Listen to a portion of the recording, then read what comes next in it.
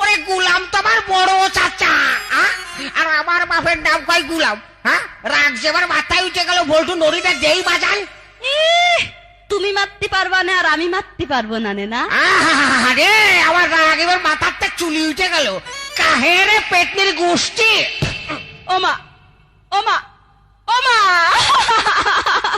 ও বল্টু, আমার ছাতা কই?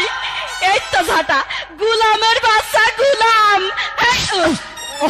ও মারে, চোখ মুখ কানা হয়ে গিয়েছে। যা, আমার সে লুঙ্গি করে গেল রে।